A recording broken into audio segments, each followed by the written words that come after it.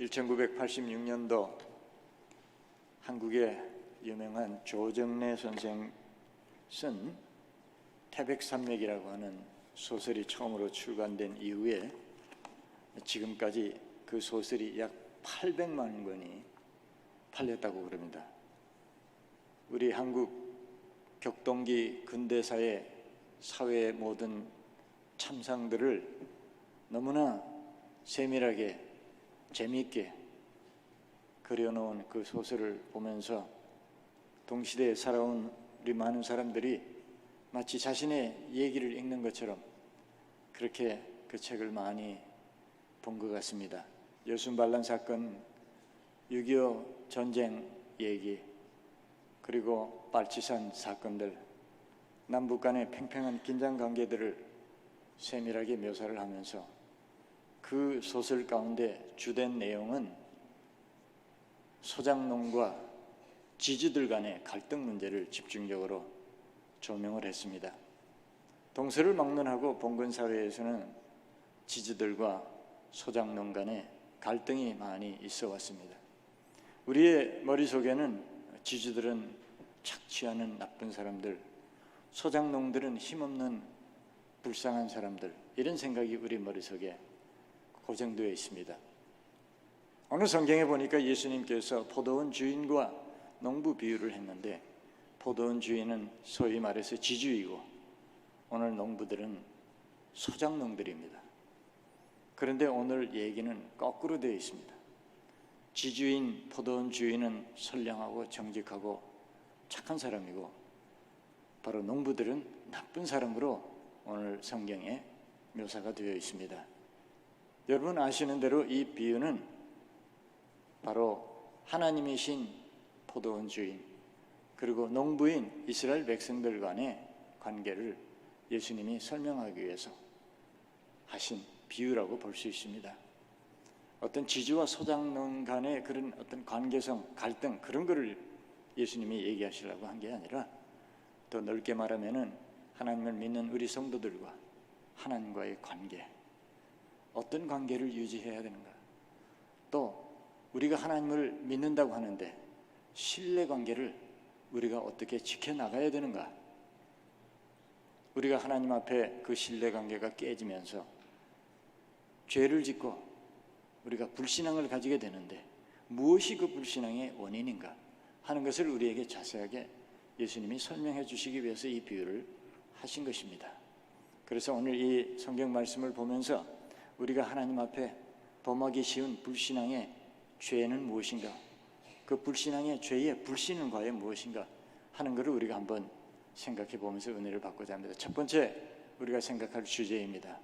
오늘 이 농부들이 범한 죄가 여러 가지인데 그 중에 첫 번째 죄가 뭔가 하면은 바로 양심을 저버리는 죄였다 하는 것입니다. 오늘 성경 비유가 쭉 나오고 맨 마지막 우리가 집사님이 읽어주신 구절이 12절인데 거기 보면은 이런 내용이 있습니다. 그들이 예수의 이 비유가 자기들을 가리켜 말씀하심인 줄 알고 잡고자 하되 무리를 두려워하여 예수를 두고 가니라. 이 비유 속에 아무리 봐도 예수님이 유대인, 이스라엘 민족, 너희들 그런 얘기는 한마디도 안 하셨는데 어째서 이 듣는 사람들이 이 비유가 자기들 보고 하는 얘기라는 것을 알았을까, 그 말이에요. 그것은 바로 그들의 양심이 그들에게 가르쳐준 겁니다. 성경 여러 곳에 많은 곳에 보면은 예수님이 말씀을 하실 때마다 저들이 양심의 찔림을 받아 그런 말씀이 많이 나옵니다. 예수님 말씀은 그들의 양심을 찌르는 말씀이었다, 그 말입니다. 그들의 양심이 찔려서 자기들이 죄책감을 느껴서 예수를 잡고자 했다, 그런 얘기입니다. 모든 사람에게 양심은 다 있습니다. 그런데 모든 사람이 양심적인 것은 아닙니다. 양심적이라고 하는 말은 양심의 소리가 들릴 때에 그 양심의 소리에 귀를 기울이면서 그 양심의 소리를 따라 살려고 노력하는 사람들을 우리는 양심적인 사람이다 이렇게 말합니다. 비양심적인 사람이란 똑같이 양심의 소리가 들리는데 그 양심의 소리를 애써 외면을 하고 반대되는 자기 생각을 따라 살려고 노력을 하면서 오히려 자기 생각이 옳다고 합리화시키는 사람을 비양심적인 사람이라 이렇게 말합니다. 성경에 그런 경우가 많이 나오는데 대표적인 한 케이스를 보면은 예수님이 오셔가지고 병자들을 치료하셨어요. 병자들을 거의 다 보면은 기적으로 치료를 하십니다. 기적적으로. 그리고 여러 가지 병자 치료하시는 것 외에도 예수님이 기적을 많이 베푸십니다.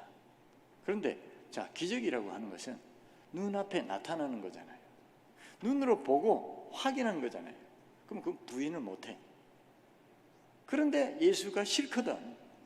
저 사람이 꼴보기 싫거든. 사사건건 하는 것이 밉거든. 그러니까 이 사람들이, 유대인들이 뭐라고 그러냐면, 저 사람 저렇게 기적을 베푸는 거는 귀신의 힘을 빌려서 저렇게 하는 거야, 이렇게 비판을 합니다. 자신을 합리화시킵니다. 그런데 그 모습을 가만히 보면 그게 바로 유대인들의 모습이 아니라 저와 여러분들의 사는 모습이라는 것을 우리가 거기서 생각해 볼 수 있어요. 성경을 찾아보니까 양심이라고 하는 말이 33번이 나옵니다. 구약에 5번이 나오고 신약 성경에 28번이 나옵니다. 그런데 그 구절을 우리가 다 이 시간상 볼 수 없으니까 제가 미리 공부를 다 했거든요. 그래서 여러분들에게 요약해서 도대체 성경에서 양심이 뭐라고 말하는지, 또 양심은 우리에게 과연 무엇인지를 제가 한번 정리를 해봤어요. 첫 번째 보실까요? 양심은 하나님을 섬기는 가장 중요한 표본이다. 두 번째, 양심을 거스리면은 믿음을 저버리는 것이다. 성경이 그렇게 말했어요. 세 번째, 선한 양심은 믿는 사람이 반드시 가져야 할 것이다. 네 번째, 양심은 더러워질 수도 있다. 양심을 관리를 잘 안 하면은 양심은 더러워진다. 양심이라고 다 똑같은 양심은 아니라고 말이에요. 우리 옛말에 민심은 천심이다, 그런 말 많이 하죠. 근데 이 말은 틀린 말이에요. 양심은 천심이다 그래야 됩니다. 그게 성경적인 대답입니다. 왜 그런가 하면은 민심이라고 하는 것은 아침 저녁으로 바뀌어질 수 있어요. 그리고 한두 사람에 의해서 휘둘려 가지고 선동을 받아 가지고 뒤집어질 수도 있어요. 그래서 공산주의자들이 하는 말이 선전선동부 그러잖아요. 북한에서 제일 강한 부서가 선전선동부잖아요. 선전선동에 의해서 민심은 얼마든지 뒤집어질 수 있다, 그 말이에요. 그리고 공산주의 이론을 만든 사람이 누굽니까? 칼 막스 아닙니까? 그런데 이론을 만들었는데 그 사람은 전략가는 아니에요. 공산주의, 사회주의 전략을 만든 사람이, 유명한 사람이 있습니다. 20세기에 이탈리아에 안토니오 그람시라고 하는 사람이 있어요. 이 안토니오 그람시의 사회주의 전략이 오늘 현재까지도 이 세상에서 먹혀 들어가고 있어요. 그게 선전선동이에요. 근데 안토니오 그람시가 뭐라고 그랬냐면은 그 사회에, 한 사회에 10%만 사회주의 사상을 가진 사람이 있으면은 그 사회 전체를 뒤집을 수 있다. 사회주의 국가로 만들 수 있다고 그랬어요. 실제 그런 일이 오늘날 21세기 오늘 현재까지도 그 일이 벌어지고 있습니다. 민심은 천심이 아니에요. 오늘 성경에 의하면은 양심이 천심이다. 양심이 하나님의 마음이다, 그런 말입니다. 제가 오래전부터 궁금했던 게 하나 있는데, 이 세상에 학문이 얼마나 많은지, 시대가 거듭하고 해가 거듭할수록 새로운 학문이 또 나오고 새로운 학문이 또 나오고, 제가 어제도 어떤 분하고 얘기했지만은 심지어 죽음학이라는 거, 여러분 들어보셨어요? 죽음학. 네? 우리 한국에는 몇 년 전부터 생겨서 활동을 하기 시작했는데, 이 서양에서는 벌써 1970년부터 있었어요. 그런 학문까지 다 나왔는데 왜 양심학이 없느냐, 참 이상해요. 가만 제가 생각을 해보니까 양심대로 살기가 힘들거든. 그리고 양심학을 만들어 놓으면 지가 양심대로 살아야 되니까 양심대로 살기가 싫거든. 그래서 양심학을 안 만든 것이 아닌가, 제 나름대로 그런 생각을 한번 해봤어요. 제가 조금 전에 성경에 33번이나 양심이라는 얘기가 나왔다고 그랬죠. 대표적인 성경 구절 한번 몇 구절 보죠. 우리 같이 한번 읽어보십니다. 여호와께서 만민에게 심판을 행하시오니 여호와여, 나의 의와 나의 성실함을 따라 나를 심판하소서. 악인의 악을 끊고 의인을 세우소서. 의로우신 하나님이 사람의 마음과 양심을 감찰하시나이다. 또 다른 성경이요.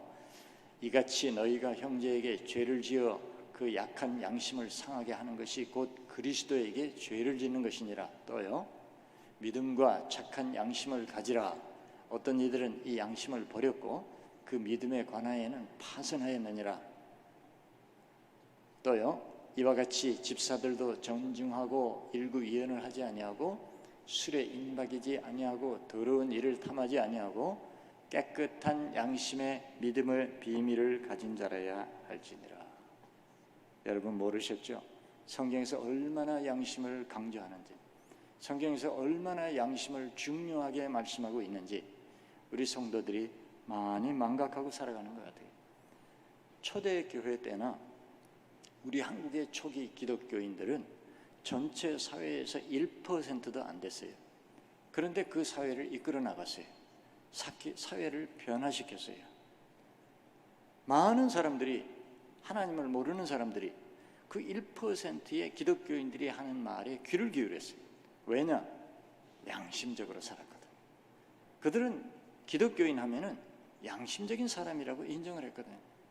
제가 이민 오래전에 미국에 와가지고 누구 얘기를 들으니까 옛날에 미국에서 이렇게 파킹랏에 가면은 장애자 핸디캡 파킹 스팟이 있고 그 옆에 반드시 클러지 파킹이 있었대요.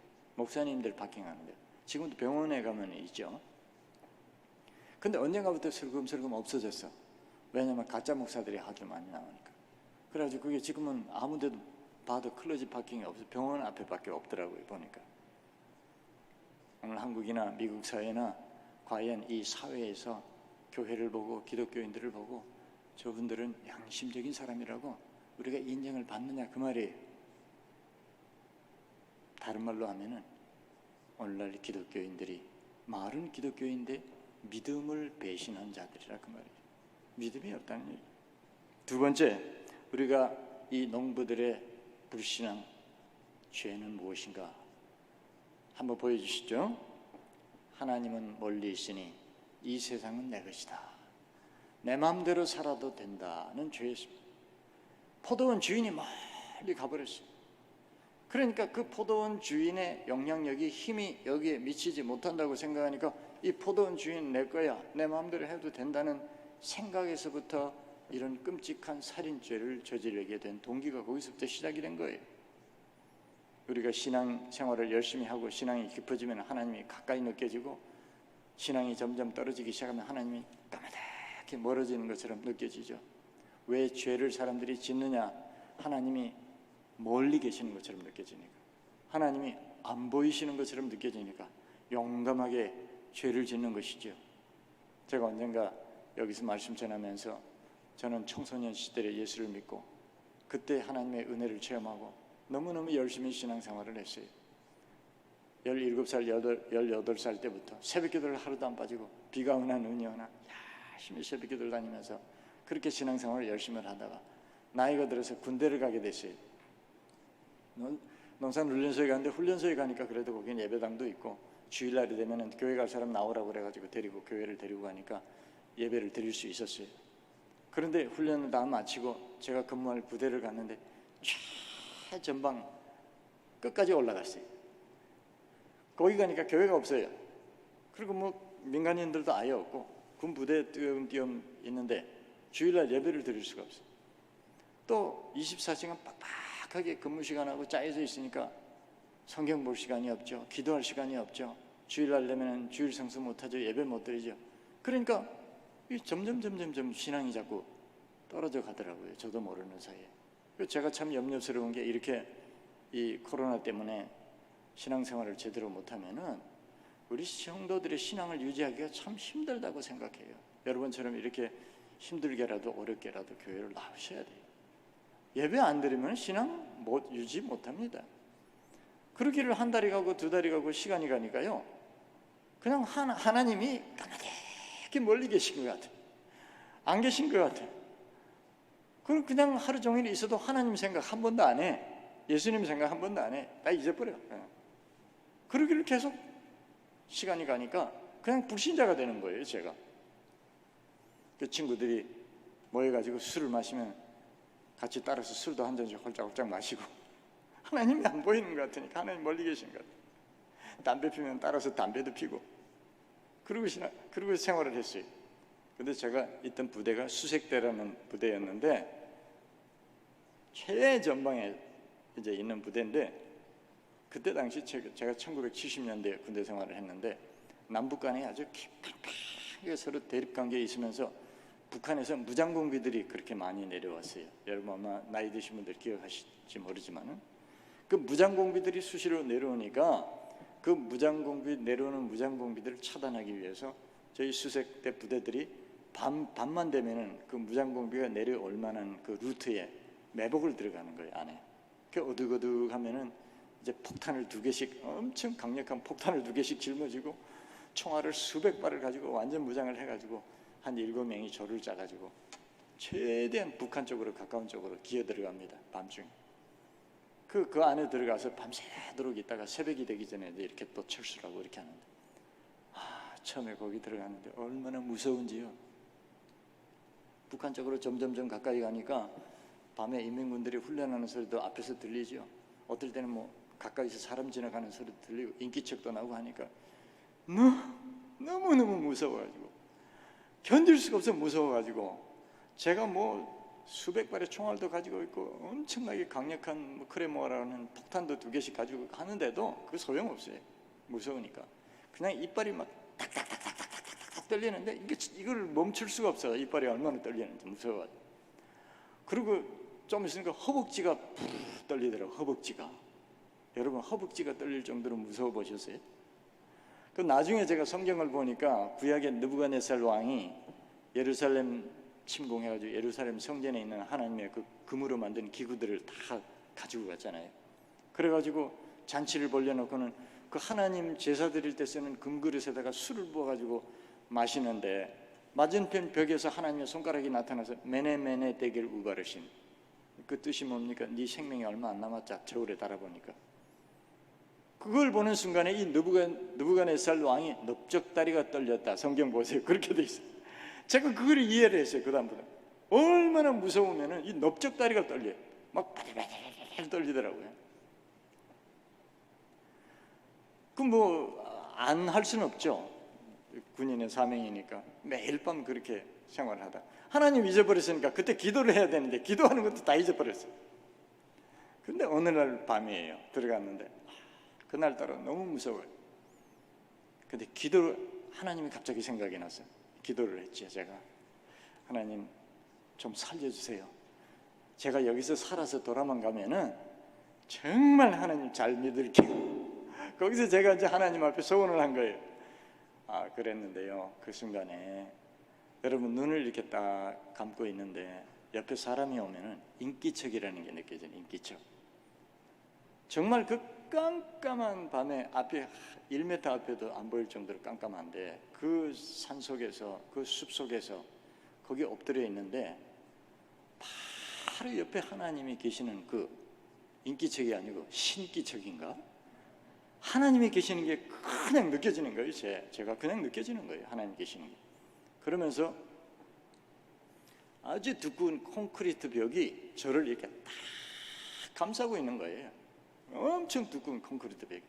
그러니까 뭐 총알이 뚫지도 못하고 폭탄이 터져도 저를 상하게 못하죠.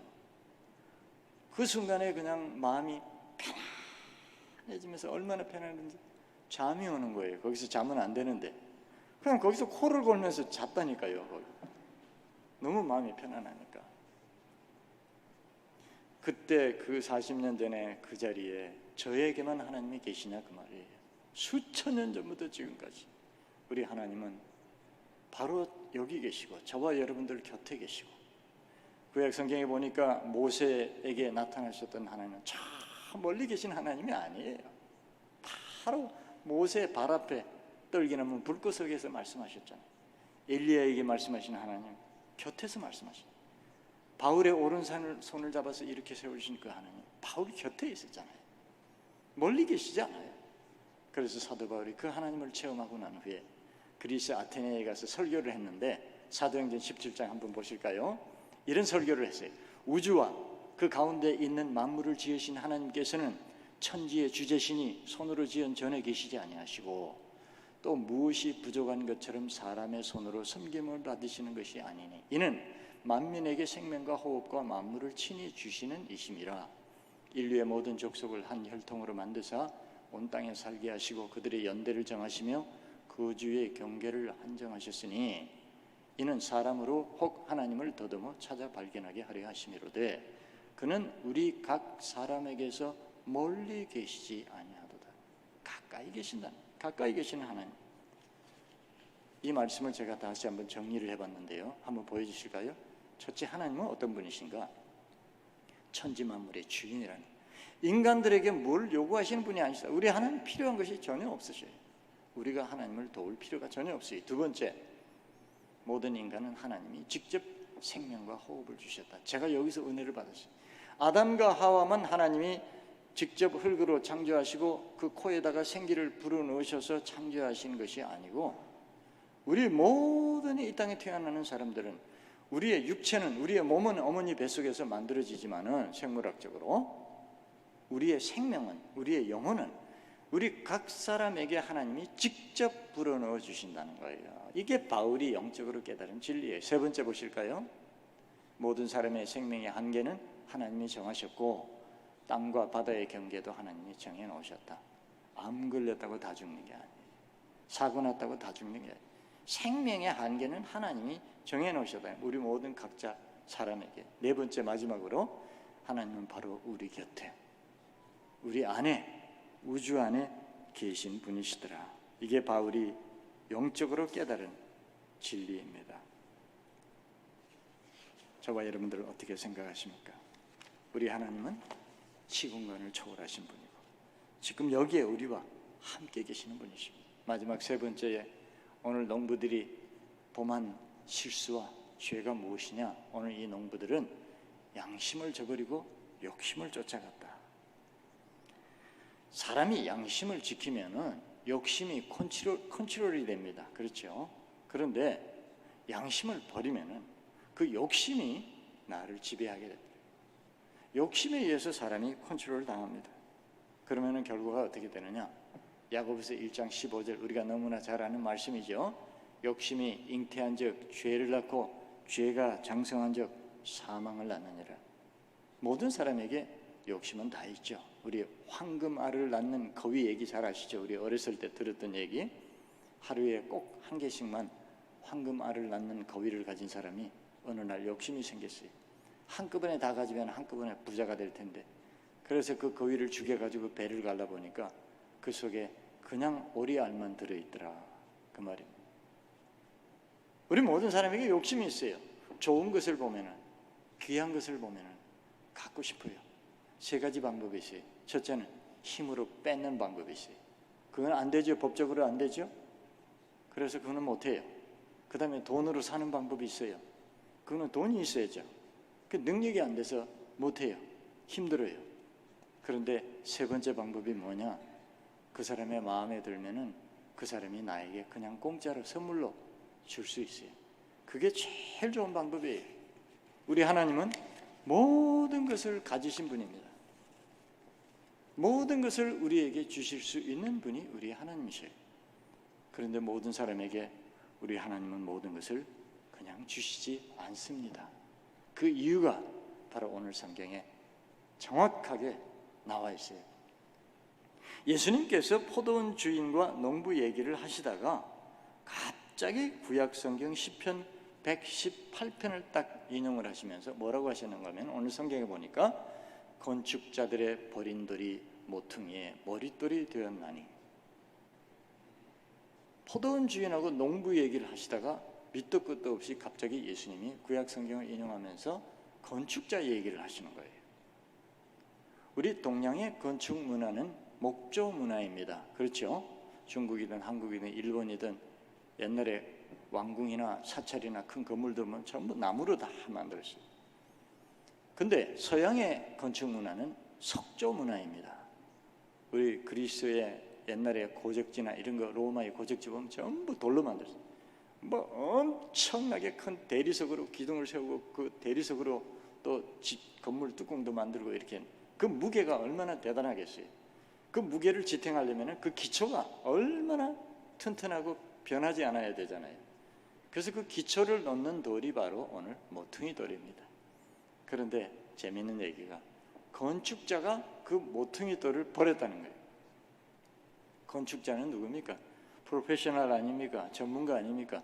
전문가가 왜 그게 기초석감이라는 걸 모르고 버렸느냐 그 말이에요. 눈이 멀어서 버렸죠. 실수를 해서 버렸죠. 전문가들이라고 다 완전한 건 아니에요. 전문가들이 실수를 해요. 언제 실수를 하느냐? 결정적인 거는 욕심이 마음을 지배하면은 전문가도 실수를 합니다. 판단력이 흐려집니다. 그래서 오늘 하나님께서 영적으로 아주 귀한 얘기를 하신 거예요. 예수님이 이 비유를 통해서. 자, 성경 한 절 보실까요? 우리 로마서 성경을 한번 봅니다. 로마서 11장 25절인데 같이 읽어보실까요? 형제들아 너희가 스스로 지혜 있다 하면서 이 신비를 너희가 모르기를 내가 원치 아니하노니 이 신비는 이방인의 충만한 수가 들어오기까지 이스라엘의 도로는 우둔하게 된 것이라. 참 제가 궁금한 게 또 하나 있는데 이 성경이 어떻게 우리에게까지 왔나요? 유대인들 때문에 그렇습니다. 이 성경이 여러분 아시는 대로 성경 기록 역사가 수천 년입니다. 근데 수천 년 전에 기록된 이 문서를 종이에, 가죽 종이에 책으로 쓴 거를 오늘 수천 년이 지난 지금까지 우리가 가지고 있다는 것은 이건 기적이에요. 왜? 이 종이가 뭐 수천 년이 갑니까? 목숨을 걸고 생명을 걸고 유대인들이 이 문서를 지키고 보관하고 전수했기 때문에 오늘까지 온 거예요. 그러면 이 성경이 그렇게 귀하면 그분들이 얼마나 연구를 많이 했겠어요.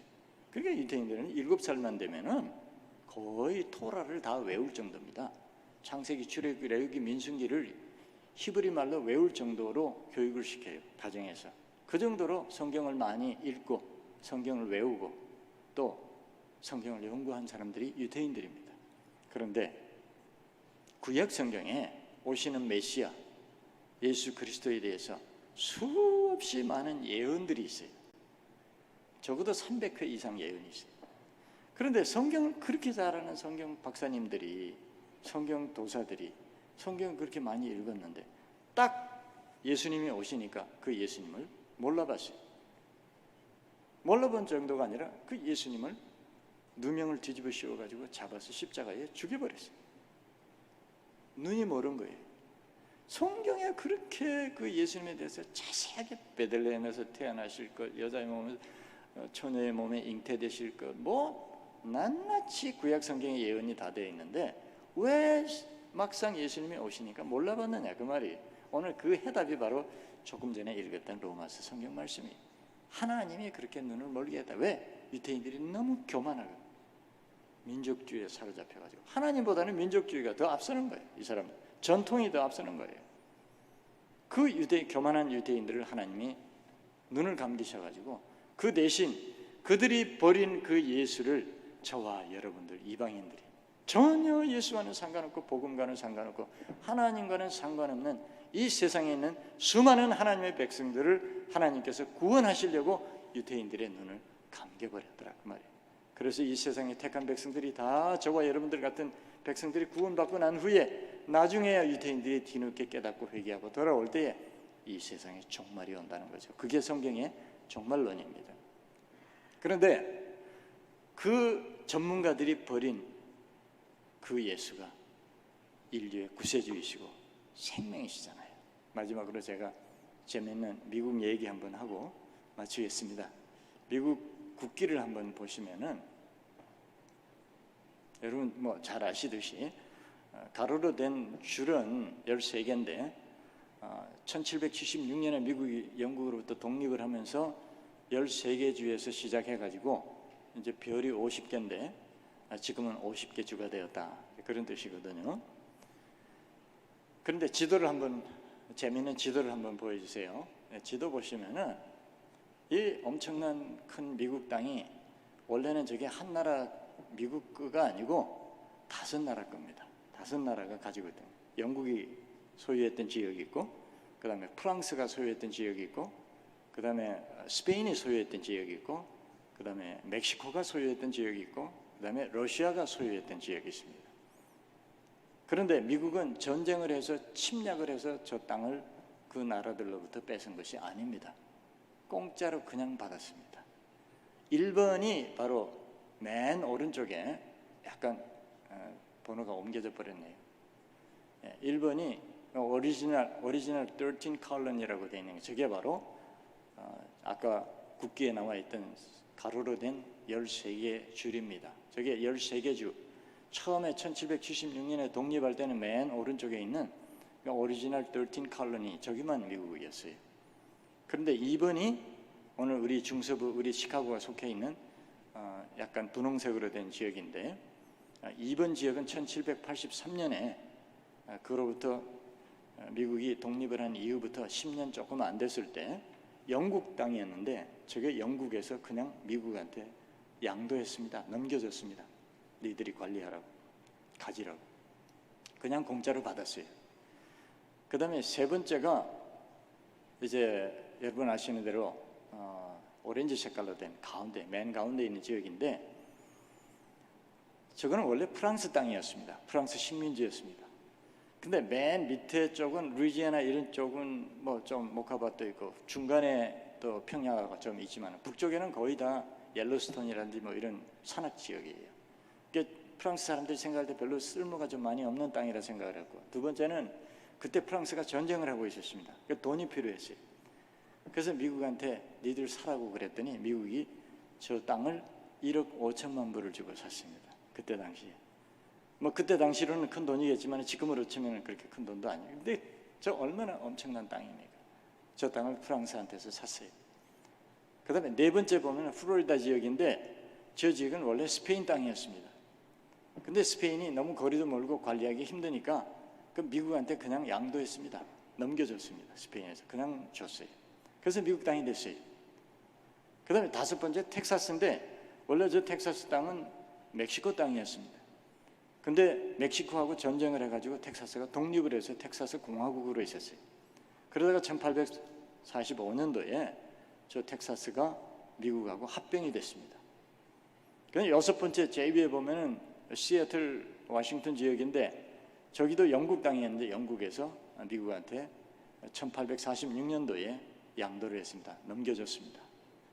그 가만히 보니까 멕시코가 자기들한테 떨어져 나간 텍사스가 미국하고 합병을 하니까 약이 올랐어요. 그래서 멕시코가 전쟁을 일으켰어요. 그래서 미국하고 멕시코 전쟁이 일어난 겁니다. 전쟁을 했는데 오히려 미국이 바로 서부 지역 캘리포니아를 비롯해서 저 엄청난 서부 지역 땅을 그냥 미국이 뺏어버렸습니다. 멕시코가 먼저 전쟁을 했으니까.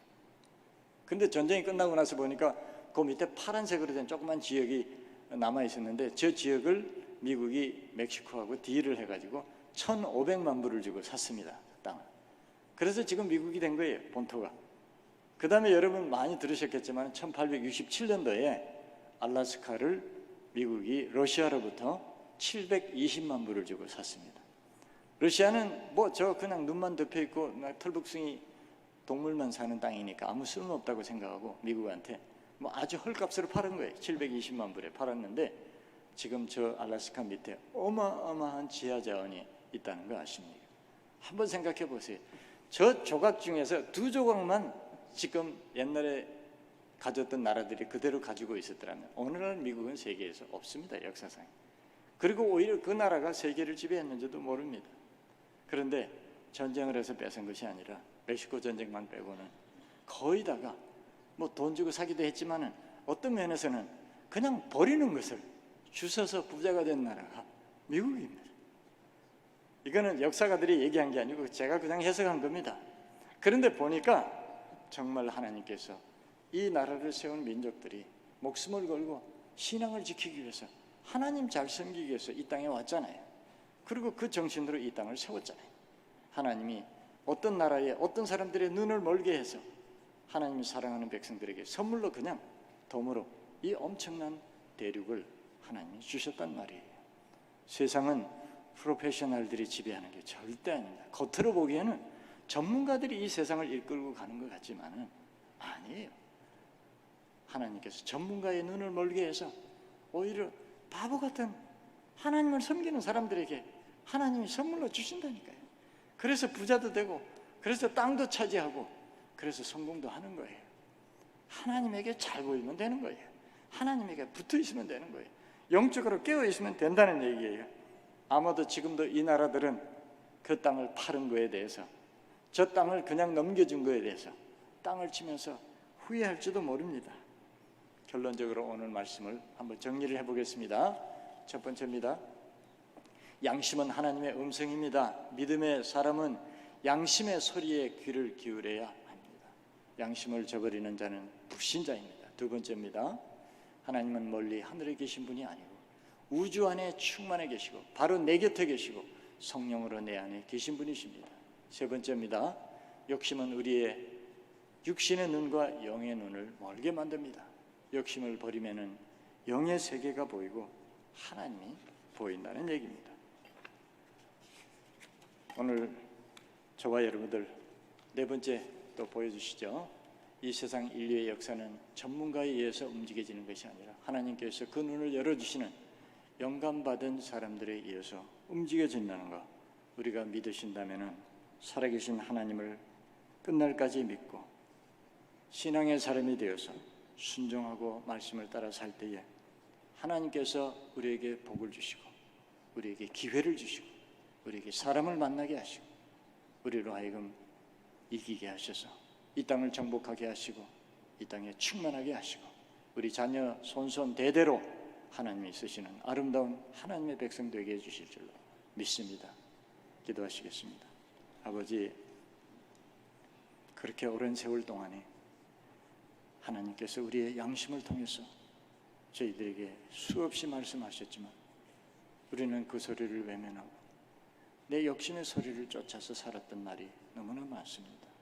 아버지, 용서해 주시고 회개합니다. 하나님 아버지, 때로는 멀리 계시는 것 같지만 하나님은 바로 내 곁에 내 안에 계시는 것을 저희들이 잊어버릴 때가 많습니다. 일깨워 주시고 깨닫게 하시고 잠자지 않게 해주시옵소서.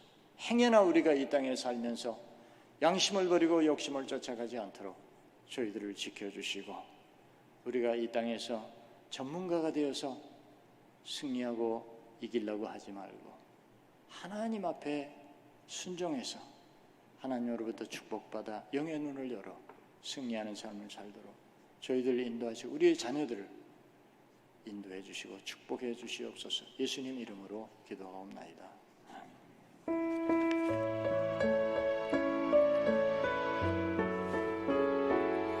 자리에 일어서서 찬양하시겠습니다.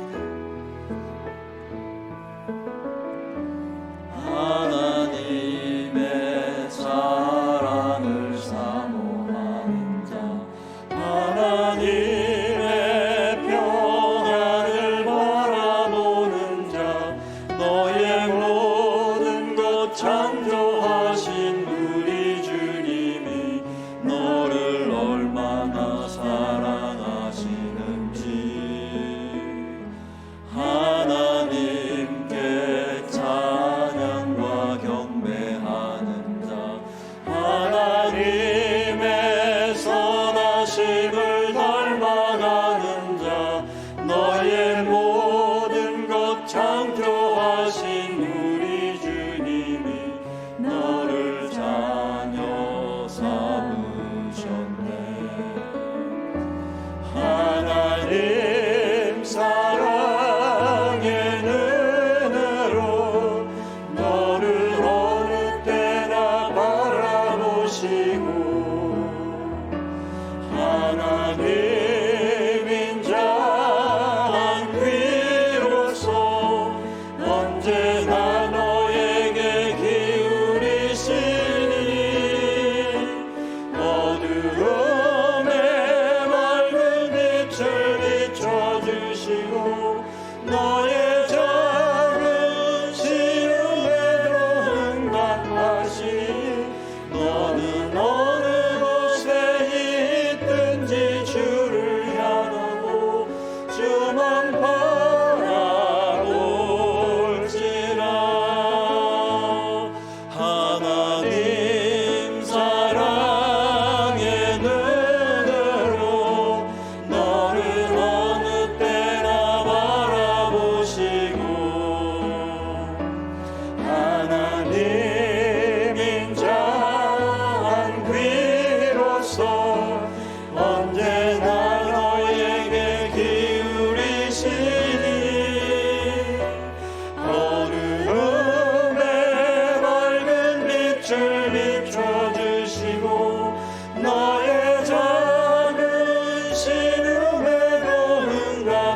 하시니 너는 어느 곳에 있든지 주를 향하고 주만 바라볼지라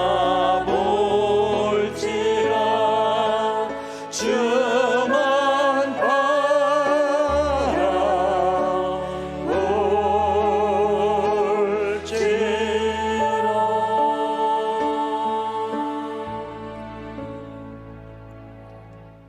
이제는 우리 주님 예수 그리스도의 은혜와 하나님 아버지의 무한하시고 극진하신 사랑하심과 성령님의 인도하시며 교통하시며 충만하심이 오늘 이 자리에 계시는 우리 모든 성도들 머리 위에 우리의 사랑하는 자녀들과 우리의 가정과 산업과 우리의 직장과 하나님 사랑하시는 귀한 이 교회 위에 이제부터 영원토록 함께 하시기를 간절히 축원드리옵나이다. 아멘.